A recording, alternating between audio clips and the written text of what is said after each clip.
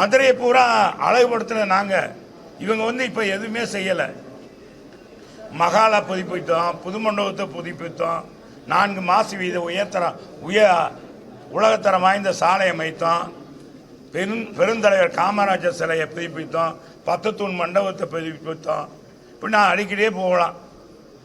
நம்ம ரயில்வே ஸ்டேஷனில் இருந்து நம்ம மகால் வரைக்கும் பார்த்தீங்கன்னா தேர்ட் பிளாக் சாலை, அழகுமிகு அலங்கார விளக்குகள் அமைத்து சுற்றுலா பயணிகளை ஈர்க்கிற மாதிரி செஞ்சோம். ஜான்சிராணி தொடரில் வரவேற்பு ஒரு பெரிய கட்டணம் இப்படி எத்தனையோ கட்டணம். பெரியார் பேருந்து அடுக்குமாடி வணிக வளாகம் கட்டணும். எத்தனையோ சொல்லிக்கிட்டே போகலாம். இந்த ஆட்சியில் ஒன்றுமே செய்யலை. நீங்கள் எங்கிட்ட கேட்குறீங்க, அவங்ககிட்ட கேட்க மாட்டேங்கிறீங்க. ஒரு அமைச்சர்கிட்ட கூட இது மாதிரி இந்த இங்கே மதிவானக்கு மாதிரி யாராச்சும் கேட்குறீங்களா? அங்கே போகும்போது இதாகிறீங்களே, சூனா பணம் ஆயிடுறீங்களே. எங்கிட்ட கேட்கும் போது இதாகிறீங்க, அங்கே போது சூனா பணம் ஆயிடுறீங்க. யாருமே கேட்கறதில்ல. எந்த அமைச்சர்கிட்டையாச்சும் கேள்வி கேட்குறீங்களா? என்னங்க மதுரையில் இந்த மாதிரி எதிர்கட்சி சட்டமன்ற உறுப்பினர் சொல்லிக்கிட்டே இருக்காரு, நீங்கள் இன்னும் கொண்டு வரல, நீங்கள் சொல்லுங்கன்னு கேளுங்க. சரி, அப்புறங்க இது இன்னொரு முக்கியமானது. போன மாநகராட்சி கூட்டம் நடக்குது. எத்தனாம் தேதி? 28ஆம் தேதி. மாநகராட்சி கூட்டத்துக்கு திமுக மண்டல தலைவர் வரல, மாமன்ற உறுப்பினர்கள் வரல, நிலைக்குழு தலைவர்கள் வரல, யாருமே வரல. அப்புறம் மக்கள் பிரதிநிதின்னு சொல்லிக்கிறதுக்கு என்ன? அந்த அவங்க கட்சி கூட்டம் அன்னைக்கு நடக்குது. ஒன்று அவங்க மேயர் தான் இருக்கார். மதுரை மாநகராட்சியுடைய மேயர் திமுக மேயர் தான். அவங்ககிட்ட சொல்லிட்டு இவங்க என்ன செஞ்சுருக்கணும்? தேதி மாற்றி வச்சுருக்கோம். அந்த கூட்டத்தை, கட்சி கூட்டத்தை, திமுக கூட்டத்தை, மாவட்ட கழகம் நடத்துகிற கூட்டத்தை தள்ளி வச்சுருக்கணும். அதுவும் தள்ளி வைக்கலை. அந்த கூட்டத்தை மாநகராட்சி கமிஷனரும் மேயரும் சும்மா உட்காந்துட்டு ஏதோ ஒரு பேருக்கு ஒப்புக்கு தீர்மானம் நிறைவேற்றியிருக்காங்க. இதெல்லாம் வன்மையாக கண்டிக்கக்கூடியது. அப்புறம் இன்னொன்று என்ன?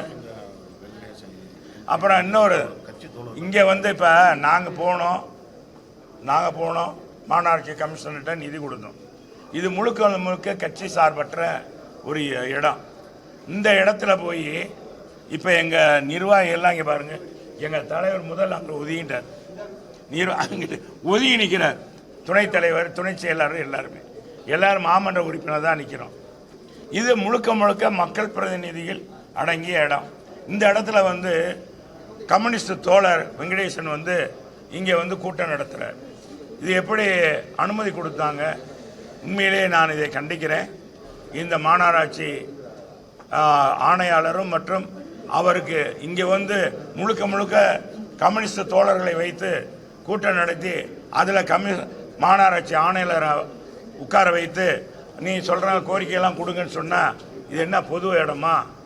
நிச்சயமாக இது தவறு. இது மாதிரி நாங்கள்லாம் செஞ்ச அப்புறம் என்ன ஆகுது? அது மாதிரி செய்யக்கூடாது. பொது இடத்துல வெங்கடேசன் சொல்கிறார், அவர் கட்சி வளர்ந்துருக்கின்றது. பெரிய வளர்ந்துருச்சப்பா, கம்யூனிஸ்ட் வளர்ந்துருச்சு இல்லை அப்பா. வெங்கடேசன் என்னை பொறுத்தளவுக்கு அவங்க கொள்கை ரீதியாக இருந்தால் நல்லது தான். இன்றைக்கி அவங்க எப்படி இருக்காங்க? இப்போ கூட நன்றி சொன்ன போனார். எங்கேயோ ஒரு கம்யூனிஸ்ட் கொடி இருக்கும். ஒரு கொடி தம்பி, ஒரு கொடி இருக்கும், பூரா திமுக கொடி தான்.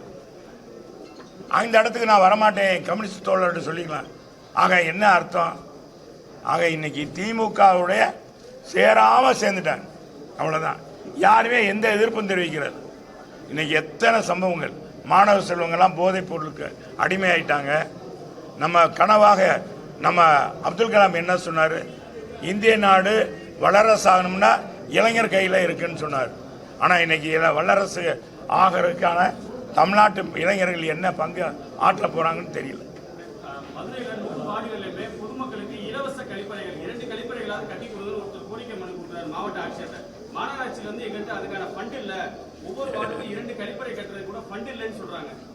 உண்மையிலேயே ஃபண்டு இல்லை தான்.